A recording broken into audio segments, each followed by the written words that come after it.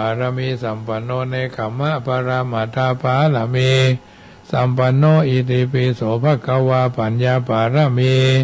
สัมปันโนปัญญาอุปปารมีสัมปันโนปัญญาปละมัทธปารมีสัมปันโนอิติปิโสภควาวิริยะปารมีสัมปันโนวิริยะอุปปารมีสัมปันโนวิริยะปรามาทาปารมีสัมปันโนอิติปิโสภควาขันติปารมีสัมปันโนขันติอุปปารมีสัมปันโนขันติปรามาทาปารมีสัมปันโนอิติปิโสภควาสัจจะปารมีสัมปันโนสัจจะอุปปารมีสัมปันโนสัจจะปรามาทาปารมีสัมปันโนอิติปิโสภควาอธิฐานะปารมีสัมปันโนอธิฐานะอุปปารมีสัมปันโนอธิฐานะปละมัทธปารมีสัมปันโนอิติปิโสภควาเมตตาปารมีสัมปันโนเมตตาอุปเมตตาอุปปารมีสัมปันโนเมตตาปรามัทธปารมีสัมปันโนอิติปิโสภควาอุเบกขาปารมีสัมปันโนอุเบกขาอุปปารมีสัมปันโนอุเบกขาปละมัทธปารมีสัมปันโนติปิโสภควาทัสสะปารมีสัมปันโนทัสสะอุปปารมีสัมปันโนทัสสะปรามัทธปารมีสัมปันโนโสภควาอิติปิสวาธุสวาธุปะปัญญาปารมี30ทัสสวาธุพระปัญญาปารมีวัดแวดล้อมวิริยะปารมีอ้อมระวังดีศีลปารมีบังหอกบังดาบเมตตาปารมีป่าแป้ทั้งปืนอุเบกขาปารมีเป็นผืนดังต่ออุเบกขาปารมีก่อเป็นเวียงสัจจะปารมีแวดระวังดีเป็นไม้ไตรกันตีปารมีกายเป็นหอกเป็นดาบบังนาไม้และปืนไฟอธิฐานะปารมีผันดาบไปทุกแห่งแข็งแข็งแห้งแห้งป่าฝูงหมู่มารปีสังภัยเพศทุกทวีปภพที่พังภายนี้นางธรณีอัศจรรย์โสสะเหมือนฟันอยู่ข้างๆน้ำนาทีนองกวางต่อกวางแตกที่ฟ้องระนองระนอกกลายเป็นเขาตอกดอกไม้ถวายปู่จ้าพระแก้วแก่นไทยสัตตันพระผุดทางจุงมาภายโบสถ์อนุญาตโทษโปรดผู้ฆ่าแท้ดีลีแม่ธรณีออกมาหีดมวยผมอยู่ที่ท่าจ้างหายคายข้าจังงาซับดินวนน้ำนาทีลงพัดพายขอจ้างพายหักทบเตาพญามารห้องอ่าวปูนกัวกับยอมือคืนต้นหัวใส่เกาผู้คานี้เล่าได้จีว่าลูกศิษย์พระพุทธเจ้าผู้มีบุญสมปานั้นมากนักพระพุทธเจ้าจึงตั้งพระปัญญาปารมีไว้เก้าชั้นตั้งไว้ตั้งนาก็ได้เก้าชั้นตั้งไว้ตั้งหลังก็ได้เก้าชั้นตั้งแต่หัวแผ่วตีนก็ได้เก้าชั้นตั้งแต่ตีนแผ่วหัวก็ได้เก้าชั้นแสนวาลูกปืนชักมาเสมอเหมือนฝนแสนหาก็บ่มีมาจากไกลใดข้าพเจ้าเลยได้ชื่อว่าพุทธะกุนังธรรมะกุนังสังฆะกุนังพุทธะอินตาธรรมะอินตาสังฆะอินตาอัสสหับแม่ธรณีผู้อยู่เหนือน้ำผู้อยู่กำแผ่นดินกันคาได้ระลึกคือเถิงทั้งหาคุณพ่อคุณแม่คุณครูบาอาจารย์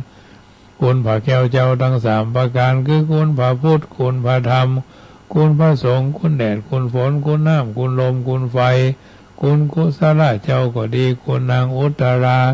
เจ้าก็ดีคุณพระปัจเจกเจ้าก็ดี คุณพระตนเมตตาภาวนาเจ้าก็ดีจงมาสัมพิทักษ์รักษาคุ้มครองตั้งกำนาและกำหลังยังทนตัวแห่งผู้ฆ่าตั้งแต่ทีฆากาลยามนี้วันนี้ค่ำคืนนี้และต่อไปนี้จิ้มแด่เธอพุทโธพุทธังรักษาธัมโมธัมมังรักษาสังโฆสังฆังรักษาพุทโธพุทธังอรหังธัมโมธัมมังอรหังสังโฆสังฆังอรหังพุทโธพุทธังกันหะธัมโมธัมมังกันหะสังโฆสังฆังกันหะอายุวันโนสุขังปะลังเอาละญาติโยมสาธุชนท่านผู้ฟังทั้งหลาย ได้ยินได้ฟังการสังวาสสวดที่ยายพุทธคุณธรรมคุณสังฆคุณเรียบร้อยต่อไปก็จะอู้เอิ้นเจริญพรน้ำธรรมคำสอนส่วนเป็นปฏิพรกับบรรดาญาติโยมเนาะฟังกันไปเป็นอาหารใจวันพรุ่งนี้ก็เป็นวันศีลวันพระวันนี้ก็เป็นวันโกนเนาะตระเตรียมกับข้าวกับป๋ากินป่าอาหารไปวัดไปวากันเป็นประจำทุกวันศีลทุกวันพระก็ถือว่าหน้าที่ของความเป็นชาวพุทธเสริมเพิ่มเติมให้เราท่านทั้งหลายได้นำไปพิจารณาวันนี้อาทิตย์คิดหมายไข้ยั่งหยุดพักก็ดีเหนื่อยกายมากนัก6 วันตัวกันใกล้สิ้นเดือนแล้วเนื้อแก้วจอมขวัญหยุดยั้ง1 วันเนี่ยการที่บ้านอาทิตย์สีแดงแรงฤทธิ์เสียงท่านดอกไม้เบ่งบานงามล้ำแปลงใจให้ดีอย่ามีจอกจำสนุกม่วนเล่นเนินนายอยู่บ้านพำนักหยุดพักยั่งการทำใจสบายหายทุกข์โศกเศร้าบางคนเพิ่นก็อยู่บ้านเนาะบางคนก็อยู่บ้านทำภาระธุระหน้าที่บ้านไผ่บ้านมันเพียวพัดปัดกวาดเวลาหาความสุขเพิ่นว่าเฮาควรเผื่อเวลาไว้พ่องเพื่อให้ตัวเองบางเตื้อก็เสียใจดีใจนะตามประสามนุษย์คนหนึ่งที่มีหัวจิตหัวใจมีเลือดมีเนื้อแต่การให้เวลากับความเสียใจที่ว่าใจที่ว่าก็บ่ได้แปลว่าเขาจะนอนจมทุกข์อยู่กับที่อยู่อย่างนั้นไปเรื่อยๆหากว่าให้เวลากับความเสียใจเลยก็จะกลายเป็นการกดข่มเนาะเก็บกดหรือถ้าหากให้เวลากับความเสียใจเมินเกินไปมันก็จะกลายเป็นซ้ำเติมตัวเองให้จมดิ่งทุกอย่างควรอยู่ในกรอบของความพอดีเมื่อเสียใจมาสักระยะหนึ่งแล้วก็ถึงเวลาที่เราจะต้องลุกขึ้นสู้วางแผนชีวิตใหม่แล้วก็ไปต่อชีวิตก็เป็นแบบนี้มีภัยที่จะจมปักดักดานอยู่ที่เก่าต้องเดินทางชีวิตไปเรื่อยๆเหมือนเข็มนาฬิกาที่เราจะต้องเดินทางไปเรื่อยๆแต่แม้แต่การตำหนิคนกระทำความผิดก็ต้องตำหนิบางคนมีความรู้และมีมารยาทบ่เป็นจะอันแล้วการตำหนิของเราจะเป็นเพียงแต่การสาดเทอารมณ์ใส่เชิงรุกซึ่งบางคนนี่ก็บ่รู้เรื่องบ่เข้าใจรู้เรื่องอยู่แต่ว่าปฏิบัติตามการอยู่กับคนจำนวนนักญาติโยมโดยเฉพาะความเป็นคนความเป็นผู้มีหน้าที่เป็นหัวหน้าคนนี่นะมันดึงสัพพะเป็นหัวหน้าบ้านเป็นหัวหน้าวัดเป็นหัวหน้าหมู่บ้านนี่นะก็เขาจำเป็นจะต้องใส่ใจสิ่งเล็กๆที่เขาทำอยู่ในชีวิตประจำวันรวมกันนักเข้าก็ย่อมกลายเป็นภาพใหญ่ของชีวิตแต่ละสิ่งที่เขากำลังทำแลกมาด้วยการเผาเวลาในชีวิตของเขาเอง30 นาทีของคนเฮาเท่ากันแต่คนเฮาใช้เวลาแตกต่างกันคนหนึ่งใช้เวลา30 นาทีอ่านหนังสือได้หลายหน้าขณะที่ทำคนหนึ่งกินเหล้าได้หลายแก้วกับทำคนหนึ่งทำงานแล้วไปหลายอย่างขณะที่ทำคนหนึ่งอาจจะใช้เวลาตีอกชกตัวกลด่าทดท้อใจบางคนใช้เวลา30 นาทีกินข้าวกับครอบครัวและสอนการบ้านลูกและแถมคนคุยโทรศัพท์งุดงิดโกรธกริ้วเอาใจเวลาของเฮาไปกับสิ่งใดสิ่งนั้นก็เติบใหญ่งอกงามเวลาคือสิ่งที่มีค่าก็จริงแต่เฮาแน่ใจได้อย่างใดว่าเฮาคือคนที่หันคุณค่าของเวลาบางคนใช้เวลาอย่างหู้คุณค่าแต่บางคนก็ใช้เวลาเพื่อค่าความเจริญในชีวิตของเฮาเองอันเนี้ยญาติโยมท่านผู้ฟังทั้งหลายสิ่งต่างๆเหล่านี้ไม่ใช่ว่าเฮาฮู้และเฮาบ่เข้าใจเฮาก็เข้าใจอยู่การดูแลและกำอู้คือการดูแลชะตาชีวิตของเฮาอันการฝึกฝนตัวเก่าด้วยการระวังกำอู้เป็นหลักธรรมที่เข้าใจง่ายแต่เวลาฝึกแต่ต้องใจความอดทนสูง ฝึกแรกๆอาจจะรู้สึกอึดอัดว่าทำไมเฮาจึงต้องทนทำไมเฮาบ่ได้อู้อย่างตามใจเฮาเองแต่หากคิดดูดีแล้วเฮาหันโทษและหันอันตรายของการอู้บ่คิดว่าสิ่งนี้ทำลายชีวิตได้แค่ไหนเพราะคำอู้คนทำลายได้ทุกอย่างเริ่มตั้งแต่ภาพลักษณ์ของผู้ที่อู้เองความสัมพันธ์ในครอบครัวกู้ฮักเหมือนเพื่อนฝูงความก้าวหน้าในอาชีพเลยไปถึงความสุขและความทุกข์ก็มีผลสัมพันธ์กับกรรมอู้โดยตรงแน่นอนว่ากรรมอู้เป็นนามธรรมเป็นสิ่งที่บ่มีรูปร่างจับต้องบ่สามารถที่จะนำมาชั่งมาตวงมาวัดเข้าห้องทดลองทางวิทยาศาสตร์ด้วยเหตุนี้เองคุณธรรมในด้านวาจาคือกรรมอู้จึงเป็นสิ่งที่หลายคนประมาทละเลยบ่ใส่ใจให้ความสำคัญถ้าว่าสิ่งใดก็ตามที่เฮาทำบ่อยๆสิ่งนั้นจะกลายเป็นความเคยชินอย่างที่เพิ่นบอกว่าสะดวกนักมักง่ายสบายนักมักเกยตัวเมื่อเกิดความเคยชินแล้วย่อมกลายเป็นนิสัยและนิสัยอย่างรากลึกเป็นชะตาชีวิต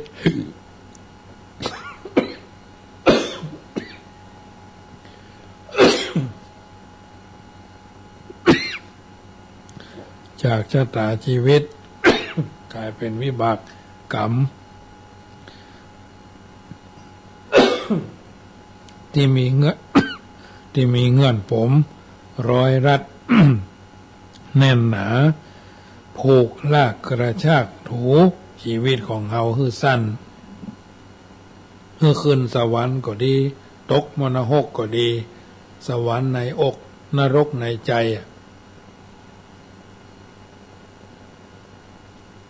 อย่างที่เพิ่นว่ากันนะเมื่อตกต่ำหรือเจริญรุ่งเรืองก็อยู่ที่เฮาทั้งนั้น วิบากกรรมคือสิ่งใหญ่มีพลังอำนาจสูงลึกลับซับซ้อนเป็นสลับเงียบแงไว้เนาะเรื่องมันทำงานอย่างลับๆเงียบๆสายลมแผ่วๆมันบ่ต้องการเปิดเผยตัวแต่ต้องการให้เฮาชะล่าใจถลำลึก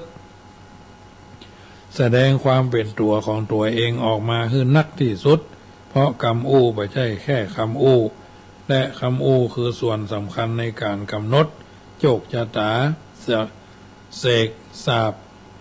วิบากกรรมที่เกิดขึ้นในชีวิตของตนเองนั่นเองอันนี้เป็นต้นญาติโยมเชื่อตัวเองบ่ได้ดีเสมอเชื่อตัวเองก็บ่ได้ดีเสมอไปบางคนเชื่อตัวเองแล้วมีชีวิตที่ดีบางคนเชื่อตัวเองแล้วมีชีวิตตกต่ำสุดแล้วแต่ว่าเฮาเป็นแบบไหนหากเฮาเป็นคนมีความรู้มีเหตุมีผลมีวุฒิภาวะอย่างนี้เฮาก็สามารถเชื่อตัวเองได้แต่หากเฮาเป็นคนตัวฮ้อนบ่รับผิดชอบตามใจตัวเองเป็นหลักแบบนี้ยิ่งเชื่อตัวเองมากเท่าใดชีวิตก็จะยิ่งดิ่งลงเหวในตัวเฮามีเสียงอยู่สองเสียงเสียงแรกคือเสียงของกิเลสเครื่องเศร้าหมองใจแถมเสียงหนึ่งคือเสียงของปัญญาเสียงของปัญญาอาจบ่น่าฟังเพราะคอยแต่จะคัดใจ ห้ามปรามเราตลอดเวลาส่วนเสียงของกิเลสนั่นน่ะมันยั่วยวนยั่วยุยั่วเย้าเนาะฟังแล้วถูกใจรื่นหูมากกว่าเพราะมันบ่เคยทำห้ามมาอย่างเฮาเลยซ้ำยังคอยยุยงส่งเสริมเฮาทำทุกอย่างที่เฮาพอใจโดยบ่ฮู้สึกผิดทุกวันเนี่ยคนเฮาชอบอู้กันว่าฟังเสียงของตัวเองแล้วเดินโดยเสียงของตัวเองแต่บ่ค่อยจะบ่ค่อยจะมีไผมาเตือนเฮาว่าก่อนจะเดินทางตามเสียงตัวเองเฮาก็ต้องพิจารณาก่อนว่าเสียงที่เฮาอ้างว่าเป็นเสียงของตัวเฮาเองนั่นมันคือเสียงของกิเลสหรือเสียงของปัญญาเพราะทั้งปัญญาและกิเลสต่างก็มีอยู่ในตัวของเฮาการฟังเสียงตัวเอง เดินตามหัวใจตัวเองจึงเป็นดาบสองคมฟังเสียงตัวเองในด้านดีชีวิตก็ดี ฟังเสียงตัวเองเป็นกิเลสมาในตัวชีวิตก็หายนะได้เหมือนกันบันทึกความคิดจดเอาไว้ให้อ่านดูตลอดเวลาเพื่อจะได้หู้เต้าไว้ทันหู้เตือนเอาไว้แก้เพิ่นบอกว่าเอาเปลี่ยนการทำงานให้กลายเป็นการทำบุญก็คงจะดีเปลี่ยนการทำงานให้เป็นการทำบุญก็คือบ่ใจความโลภเป็นพลังขับเคลื่อนแต่ใจพลังสมาธิและพลังเมตตาเป็นแรงขับเคลื่อนทำงานด้วยความสุจริตซื่อสัตยะคิดถึงใจเขาใจเฮาเนาะอันนี้ข้อที่ข้อที่ทำการทำงานทำด้วยความรู้สึกสบายบ่งุดงิดบ่งุ่นง่านบ่น่าเบื่อบ่ซึมเซ็งฝึกรักษาความปกติของใจขณะทำงานให้เป็นนิสัยแรกจักบ่ชินกับฝึกบ่อยๆจะค่อยๆทำให้นักขึ้นหากมีปัญหาคือมีสติค่อยๆแก้ไขคิดเสียว่าการทำงานกับการแก้ปัญหาเป็นของคู่กันและปัญหาก็คือเครื่องรับปัญญาของเฮาฮือแหลมคมกว่าเดิมอย่าไปกลัวและกังวลกับปัญหามากขัดจนเกินไปฝึกเสียสละฮืออภัยพอข้ามความผิดพลาดเล็กๆน้อยๆของเพื่อนร่วมงานเพราะเพื่อนร่วมงานก็เหมือนลิ้นกับฟันย่อมมีกระทบกระทั่ง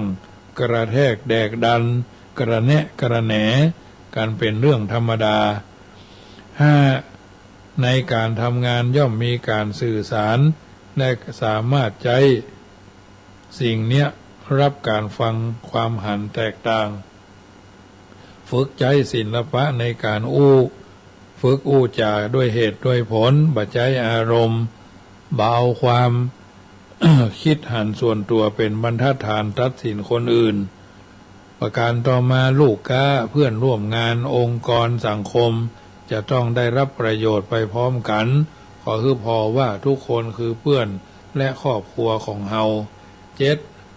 หาความรู้ใหม่ๆเป็นการเปิดประสบการณ์หันไผ่ทำสิ่งใดสำเร็จ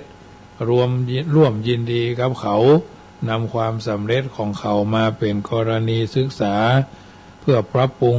พัฒนางานของเฮาต่อไปฝึกกรรมคำว่าขอบคุณขอโทษเหนื่อยไหมหิวไหมเป็นอย่างไรบ้างกรรมหมู่นี้ฝึกฮือบ่อยๆเป็นการเอาใจใส่เพื่อนร่วมงานและคนรอบข้างเฮาทำงานเพื่อเลี้ยงชีพก็จริงอยู่แต่การงานควรฮืออันอย่างกับเฮาบางอย่างที่นักกว่าเงินกว่าทองกว่าเข้ากว่าของเนาะการงานของเฮามีส่วนทำให้เฮาบางคนบางชีวิตมีชีวิตที่ดีและมีความสุขนักยิ่งขึ้นแม้เพียงเล็กน้อยก็ตามประการสุดท้ายแบ่งผลกำไรที่ได้ส่วนหนึ่งไปช่วยเหลือสังคมและผู้อื่นที่มีฐานะบดีเหมือนเฮาสิ่งเล็กๆน้อยๆเหล่านี้จะช่วยให้ใจเฮาเกิดความสุขอัดอั้นตันใจเนาะความสุขเนี่ยจะช่วยให้เฮาทำงานได้อย่างเบิกบานเพราะเฮารู้ชัดว่าเฮาบ่ได้ทำงานเพื่อประโยชน์ของตนเท่านั้นแต่ยังทำงานเพื่อประโยชน์ส่วนรวมของสังคมได้เป็นโดยหากเขาทำได้อย่างอี้การทำงานไม่ใช่เพียงการทำงานถ้าว่าการทำงานจะกลายเป็นการสร้างบุญสร้างกุศลสร้างบารมีกับตัวกับตนเฮาเป็นลำดับไปอันเนี้ยญาติโยมท่านสาธุชนท่านผู้ฟังทั้งหลายน้ำธรรมคำสอนทุกบททุกตอนญาติโยมก็นำไปพิจารณาปรับใจในการเดินทางชีวิตบ่คือผิดเพี้ยนบ่คือผิดพลาดโดยประการละต่างๆและประการอื่นๆจะทำให้เราทั้งหลายหูเต้าเอาไว้กันหูตันเอาไว้แก้ พระเจ้าแต่นั้นมีคำพระบาลีไว้บทหนึ่งว่าที่น่าคิดว่าอิทะโสจติเปจจะโสจติปาปการีอุพยัตถะโสจติโสจติโสวิหันยติทิสวากรรมกิริธรรมัตโนนรชนผู้ทำกรรมชั่วย่อมเศร้าโศกในโลกนี้จากโลกนี้ไปแล้วย่อมเศร้าโศกในโลกหน้าเขานั้นย่อมเศร้าโศกเสียใจในโลกถึงสองย่อมเดือดร้อนใจพอพิจารณาหารความเศร้าหมองแห่งการกระทำของตนธรรมภาษิตข้อนี้พระสัมมาสัมพุทธเจ้าตรัสปรารภกับนายจุนทะคนฆ่าหมูดังมีเรื่องเล่าย่อๆว่านายจุนทะเป็นคนฆ่าหมูขายมีนิวาสสถานอยู่ที่เมืองสาวัตถีเวลาที่เกิดเข้ายากมากแปลงเขาจะเอาเข้าเปลือกบรรทุกล้อหรือเกวียนเดินทางไปตามหมู่บ้านในชนบทเขาเอาเข้าเปลือกแลกลูกหมูตัวละถัง2 ถังจนหมดเข้าเปลือกจึงนำลูกหมูมาเลี้ยงไว้ในคอกหลังบ้านปนเปื้อด้วยอาหารและผักจนลูกหมูเหล่านั้นโตอ้วนท้วนถึงขนาดแล้วจึงนำมันมาฆ่าเอาเนื้อมาทำอาหารบริโภคภายในครอบครัวส่วนหนึ่งที่เหลือนั้นนำไปขายแลกเงินนายจุนทะประกอบอาชีพเลี้ยงหมูและฆ่ามันเมินถึง55 ปีในระยะเวลาช่วงนั้นนายจุนทะบ่เคยฮื้อตาลบ่เคยเข้าวัดรักษาศีลบ่เคยฟังน้ำฟังธรรมทุกการทุกงานและอันอย่างแทนหลายๆอย่างบ่เคยช่วยเหลือคนในสังคมแม้กระทั่งในหมู่บ้านชุมชนองค์กรของตัวแม้ว่าพระสัมมาสัมพุทธเจ้าและพระภิกษุจะประทับอยู่ที่วัดเชตวันซึ่งอยู่ใกล้กับบ้านของเขาก็บ่ทนใส่ใจอย่างสักอย่างก็บ่ทำให้นายจุนทะเกิดความไข้กินไข้ทานเปิ่นกินเนื้อตานไต้ก็ถึงทำเปิ่นมีงานหั่นงานนี่ก็ถึงปฏิบัติเปิ่นนิมนต์เปิ่นเชิญไปฟังน้ำฟังธรรมร่วมกิจกรรมธรรมสัญจรเปิ่นเข้ากรรมวัดเหนือวัดใต้ก็ดีมันถึงไปคิ้วหนาตาฮึกคิ้วบางกลางยาวเนาะลวกอยู่ที่เก่าลวกอยู่คนเดียวเนาะมันถึงมีจุดของมันนะเพราะฉะนั้นแต่ถึงวันบอกว่าจะเป็นคนเป็นสัตว์ย่อมหนีบ่พ้นกฎแห่งกรรมเนาะเป็นแต่กรรมนั้นได้คือผลจ้าและก็โวยผลจ้าและก็โวยและนายจุนทะเนี่ยก็ตกอยู่ในอำนาจของมันเวลาผ่านไปเขาก็ค่อนข้างจะแก่ลงถึงวันสุดท้ายก็ล้มป่วยล้มเจ็บอาการได้สุดนักลงเรื่อยแต่ก่อนที่เขาจะตาย7 วัน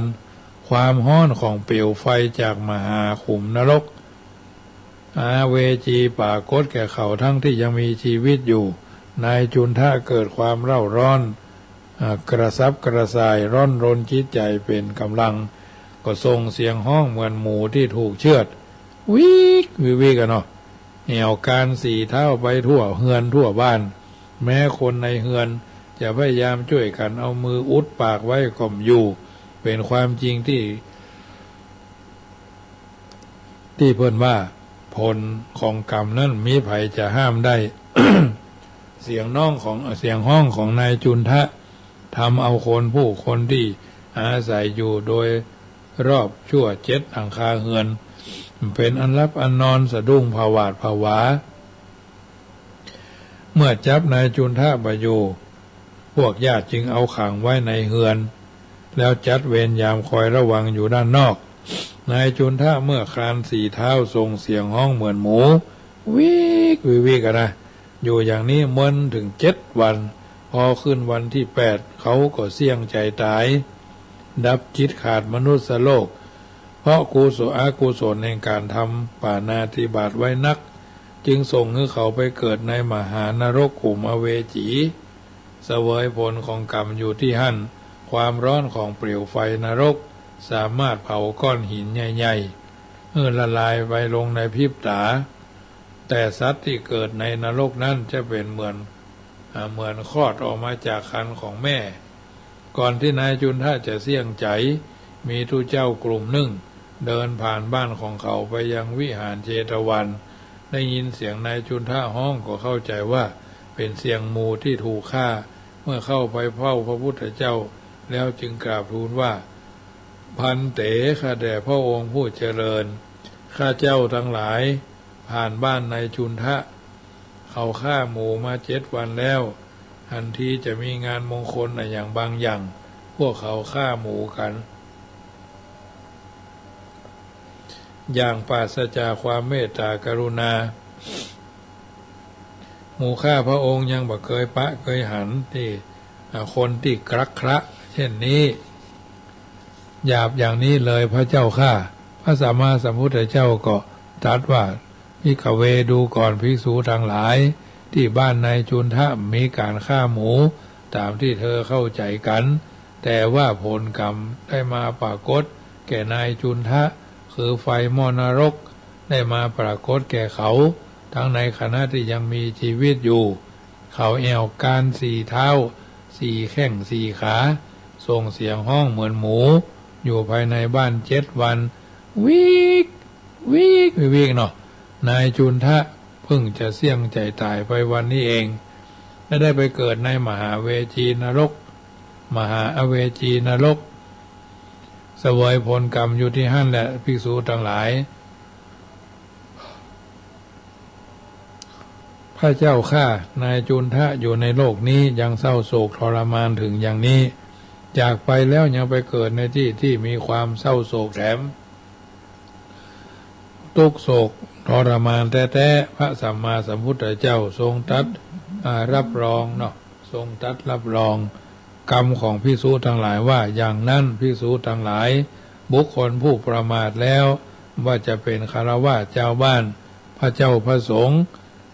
คนผู้ทรงเกียรติทรงคุณทั้งหลายย่อมจะต้องประสบความเศร้าโศกในโลกถึง2เหมือนกันจากนั้นพุทธเจ้าจึงตรัสประพันธ์ภาษิตไว้ว่าอิทะโสจติเปจจโสจติปาปการีอุปยถะโสจติโสจติโสวิญญหติวิญญหติทิสวากรรมกิริธามันตโนนรชนผู้ทำกรรมชั่วย่อมเศร้าโศกในโลกนี้จากโลกนี้ไปแล้วย่อมเศร้าโศกในโลกหน้าเขาย่อมเศร้าโศกเสียใจถึงโลกนี้ถึงโลกทั้งสองย่อมเดือดร้อนเพราะพิจารณาหาความเศร้าหมองแห่งการกระทำของตนเป็นต้นอันนี้ญาติโยมสาธุชนท่านผู้ฟังทั้งหลายเรื่องของนายจุนทะเอามาเป็นเรื่องประกอบแห่งการเดินทางชีวิตจะทำอันใดก็แล้วแต่ดีชั่วอยู่ที่ตัวเราทำสูงต่ำอยู่ที่เราทำตัวทำดีส่งผลทำบดีก็ทำเมื่อเอาท่านทั้งหลายได้พิจารณาปรับใจเดินทางชีวิตโดยมีหลักยึดหลักประพฤติเป็นลำดับไปเพิ่นจึงกล่าวเอาไว้ว่าคนเฮามนุษย์ในโลกสับสนเกิดมาเป็นคนบนผืนโลกล่าเฮามีความตายรออยู่เบื้องหน้าบ่มีไผมาล่วงพ้นแล้วแต่บุญกรรมจักนำซ้ำซ้นไผบ่หลีกพ้นสักลายสักวันเกิดเฮาฮู้บ่แน่วันตายมนุษย์หญิงใจเหมือนกันอยู่ผู้เมื่อยังบ่ตายชีวิตต้องสู้หิหาเลี้ยงดูปากท้องเป็นทุกข์ใหญ่หลวงมีบ่วงจ้องก้องมาหวั่นเกี่ยวข้องพัวพันบ่ได้บรรลุถึงอรหันต์เพราะบ่วงมาปันจิตหวันใหญ่กว้างติดหวันโลกกว้างบ่วงฮักลูกหลานวงวานรอบข้างบ่วงฮักเมียแปลงร่วมชิดบ่วงฮักสมบัติมัดแน่นหนาชิดหลงคิดว่าอันของกูให้นาป่าตั้งตึกรามสวยหรูบ่ได้คิดดูฮือหู้ที่แจ้งเป็นตัวตัณหาเข้ามาเตื่อมแท่งบ่คิดก่อยแยงที่จันบ่ใจของไผคนใดทั้งนั้นอย่าหลงยึดมั่นมัวเมาเป็นของสมมุติของเฮาของเขาตายแล้วก็เอาไปโดยบ่ได้แม้ศพซากตัว คนเอาเผาไหม้บ่เหลืออันใดเคินข้างเหลือชั่วกับดีบ่มีม้วยมั่งนี้คือผลที่สร้างยังคนทำดีละไว้คนได้สักเสริญทำชั่วคนเมินเปิ้นบ่อวดอ้างบ่มีไว้ประดับไว้กับโลกกว้างสืบต่อยาวนานชั่วฟ้าอยู่กู้โลกีบ่มีทั่วบ่มีต่ำจ้าฮือเฮาตั้งหน้าทำดีถึงจักม้วยมิตรดับจิตเป็นผีแต่ว่าความดีมีไว้โลกล่าเจ้าจวบนิรันดร์การยาวนานไปหน้าไผบ่นินทาว่าให้นี่เปิ้นเสียดายตายเปิ้นเล่าไว้คำสอนลุ่มใต้เมืองคนเกิดมานึ่งเตื้อก็ตายนึ่งหนเกิดมาเป็นคนทนทุกข์จ้องจนตายเป็นผีหนีเข้าหีบล่องจบตายทำนองพ้นทุกข์เกิดตายมาหลายเช่นยุคตั้งแต่โลกตั้งมีมาแม้แต่องค์พุทธตนทรัตพญายังมรณาดับขันจนได้เฮาปุถุชนคนอยู่ลุ่มใต้นับประสาใดหลีกพ้นมีเข้ามีของ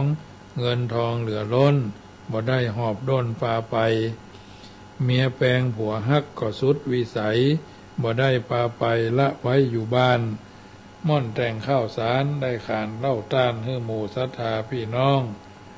บ่ต้องเสียใจร้องให้ร่ำร้องเป็นอันถูกต้องธรรมดาถึงจักร้องให้เลือดนองออกตาบ่ปิกคืนมากับฟื้นคืนได้เป็นอนิจจังสัตว์โลกลุ่มใต้มันหากเป็นไปอย่างอวสานไข่การกาวจี้จบเสียเต่าเอวังญาติโยมท่านสาธุชนท่านผู้ฟังทั้งหลายรายการแถงธรรมก่อนรับตา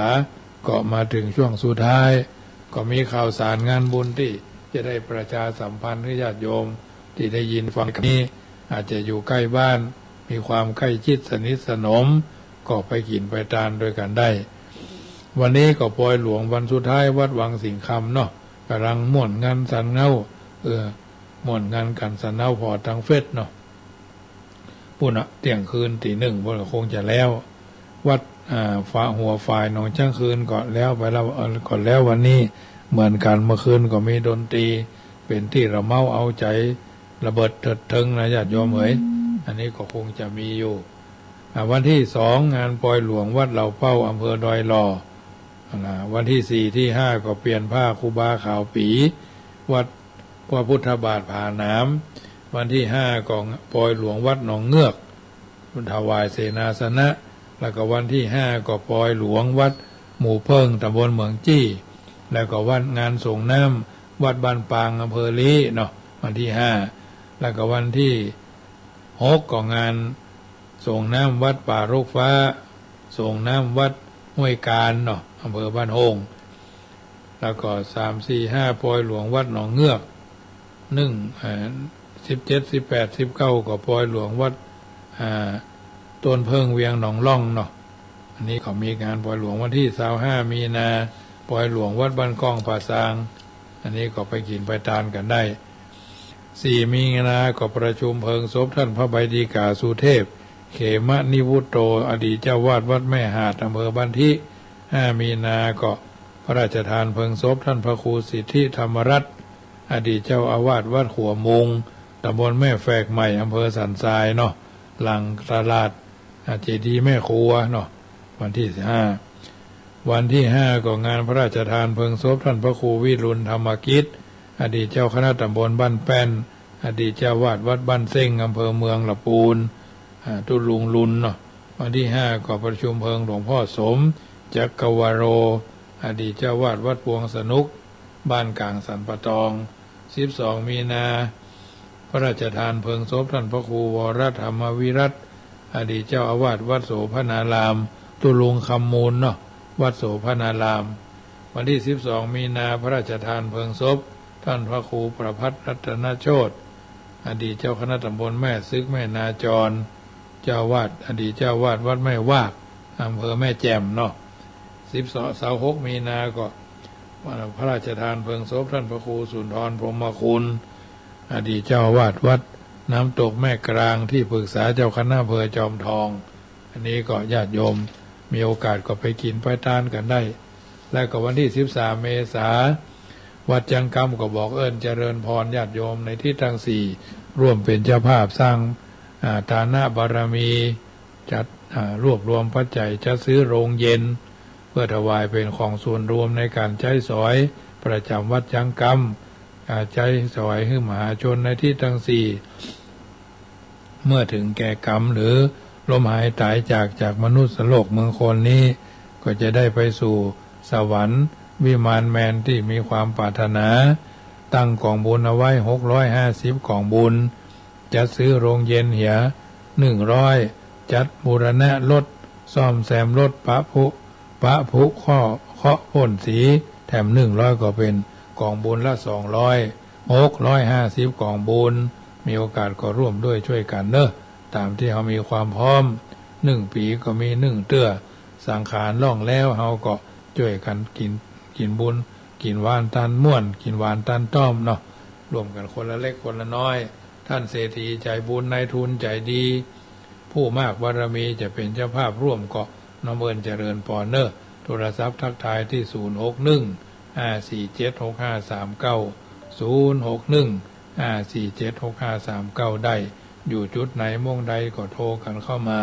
เป็นกำลังใจระหว่างกันบ่ได้โทรก็บ่เป็นอย่างเนอะได้โทรก็โทรมาวันพรุ่งนี้ก็ป้ากันที่ขึ้นเข้า16ดังเช่นเคยเนาะเจริญพรแม่จันทิพย์แม่จันทิพย์แสง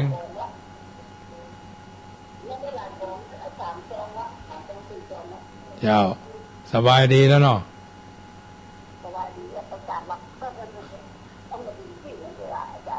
น่ากะเจ้ากำลังเจ้ากำลังใจแม่เนอเจ้าเจริญ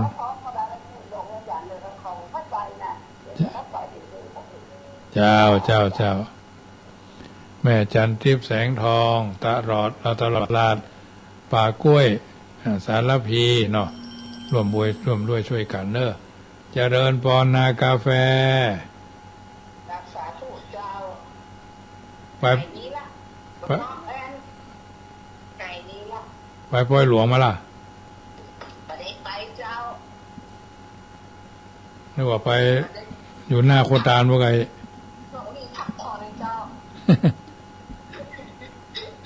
นั่งมา2-3 ติดเจ้าเลยเนาะเจ้าวันนี้มีเสียงวะหายดีแล้วเจ้าเราไปขายของอยู่ก่ะ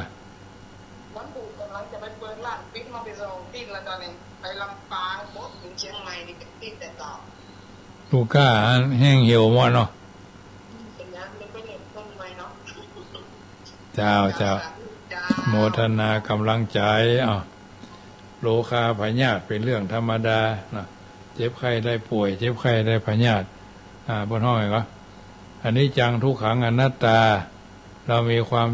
เกิดเป็นธรรมดามีความแก่เป็นธรรมดามีความเจ็บไข้เป็นธรรมดาเราจะล่วงพ้นความเจ็บไข้ไปไม่ได้เรามีความพลาดพลาดจากของรักของชอบใจเป็นธรรมดาจะล่วงพ้นความ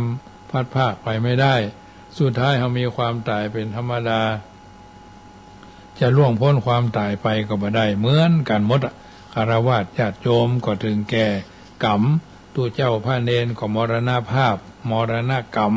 ไปตามสภาวะกาลในญาติโยมเมื่อเป็นเช่นนี้เราก็พยายามมีสติความระลึกได้สัมปชัญญะรู้ตัวกำลังใจเราอยู่ตลอดเวลากำลังใจนั่นเป็นสิ่งที่มองไม่เห็นมันอาจจะเป็นรูปธรรมแต่ทั้งนี้ทั้งนั้นเราก็มีความดีมีความพึงพอใจในสิ่งที่จะเป็นประโยชน์กับเราเจริญพรแม่สีทรจ้าแม่ฟังอยู่ชัดเจนเนาะชัดเจนดีโอ้แบบนึกว่าไปอยู่ปอยหลวงวันนี้ไปวันที่23แล้วเจ้าไปงานอ่ะเจ้าวันนี้ของงานสวดวันที่23นะกะ อันนี้ก็วันนี้เว้นงานวันผูกก็ไปได้จัดรายการวันผูกของงานข่าวดำคืนสุดท้ายก็อย่าไปสวดด้วยกัน ที่ไหนอ่ะ ในหมู่บ้านเนี่ย เออ คนศรัทธาถึงแก่กรรมก็ต้องไปเป็นต้นเป็นประธานบอกไว้เป็นเก้าหรอ เออมันต้องติดเก่าอ่ะ เจ้ากำลังใจ ใจให้กระเด้อ เจ้า ได้กระดีดอก เจ้า เพราะฉะนั้นงานข่าวดำเกิดขึ้นในหมู่บ้านศรัทธาบ้านอาตมาภาพนี้3 หมู่บ้านเนาะเวลาตายเฮาก็จำเป็นต้องไปเทศคืนแรกพ้อง หรืออาจจะเป็นคืนที่2ที่3ถามว่าจะได้จำเป็นต้องไปญาติโยมเพราะว่าศรัทธาบ้านเฮาเนาะเฮากินข้าวกินน้ำเปิ้นอาศัยอยู่ดูแลวัดคือเปิ้นเนาะมาเฝ้าวัดเฝ้าวาลูกน้องก็เป็นตาที่เปิ้งญาติโยมเอ๋ยเหมือนลูกญาติลูกโยมแล้วก็มันจะคือมันมาลูกเนี่ยเข้านึ่งเข้าเป่าไฟเลี้ยงเฮานี่ก็นักแกก็หาเย็นเดียวกันนะหัวอกไผ่หัวอกมันหัวอกตู้หลวงหัวอกพ่อบ้านหัวอกแม่เฮือนเนาะหัวอกพ่อหลวงหัวอกกำนันหัวอกเจ้านายเนาะมันถึงเหมือนกันหมดเพราะฉะนั้นเราก็จะเป็นต้องไปวันพรุ่งนี้จะคือเขาสวดนำสวดเนื้อก็บ่เป็นเนี่ยมันแบบจะว่ามันเป็นมันแบบเป็นเรื่องมาเป็นเรื่องมาเป็นราวเนาะเขาก็จะเป็นจะต้องไปเป็นผู้นำเขาเพิ่นขึ้นมาเป็นเก้าเขาถึงเป็นนะเขาเป็นหัวหน้าแล้วเนาะเป็นผู้นำนี่เป็นอยู่เนาะเพราะฉะนั้นไปไหนมาไหนก็เหมือนกันไม่ค่ำไม่คืนเหมือนกันจบรายการนี่นะไปพอประตูวัดปิดหรือยังเตือเขาธรรมาภาพเตือนี่ต้องปิดประตูวัดก่อนขึ้นมาจัดรายการ6:45นี่ก็5:45นี่ก็ปิดประตูวัดแล้วหรอโดยมากถ้าขี้ข้านขึ้นขี้ข้านขึ้นลงไงนะปิดประตูวัดด้านหน้าปิดประตูวัดด้านหลังเอาเข้าขึ้นมาเรียบร้อยแล้วก็ขึ้นมากุฏิล้างหน้าแปรงฟันเรียบร้อยก็มาจัดรายการดื่มน้ำอุ่น1 แก้วเนาะจบรายการแล้วก็ไปดื่มน้ำอุ่นอีก1 แก้วเนาะกว่าจะได้รับจะได้จำวัดก็พุ่นเนาะบางเทื่อก็เป็นเทื่อ11 โมงเที่ยงคืนเพราะว่าทั่วลงไปท่องหนังสือแถมไปกันท่องหนังสืออันนั้นอันนี้แถมพุ่นเนาะประมาณ2 ชั่วโมงตอนเจ้าก็เหมือนกันอย่างวันพุธนี่ก็วันศีลวันพระเนาะ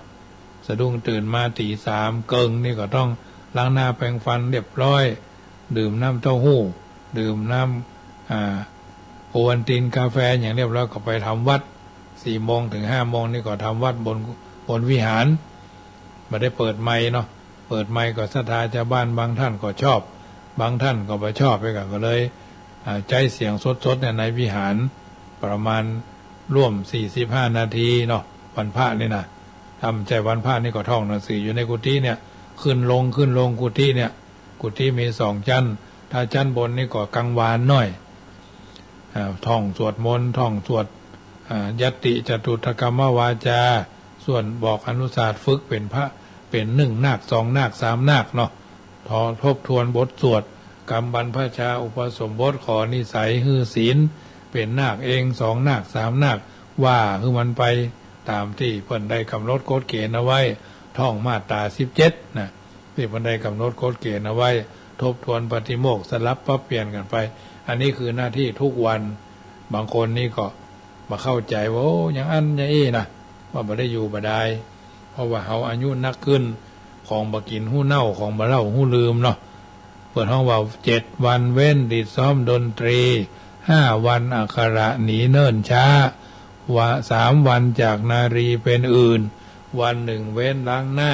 อาบเศร้าหมองสีค่ำคืนนี้ท่านตั้งอกตั้งใจแผ่เมตตาว่าก่อนท่านนอนหลับไปในคืนนี้ขอจงตั้งดวงฤดีไว้ให้มั่นนึกถึงกุศลผลความดีที่ผูกพันติดจิตตั้งมั่นแน่วแน่แล้วแผ่ไปแผ่เมตตาทั่วไปให้คนอื่นทั้งรักชื่นเกียรติชังแต่ครั้งไหนขอให้เขาได้ดีมีสุขใจอย่าหวั่นไหวแม้อมิตรที่คิดชังแล้วใจเราจักสบายคลายเร่าร้อนเพราะจิตผ่อนความเครียดแต่หนหลังอนิคาสุขีอัตตานังพ้นทุกขังก็เพราะจิตคิดดีสัทธาโสถีพระวันตุโวอายุวันโน สุขังปะลังขอเจริญปอน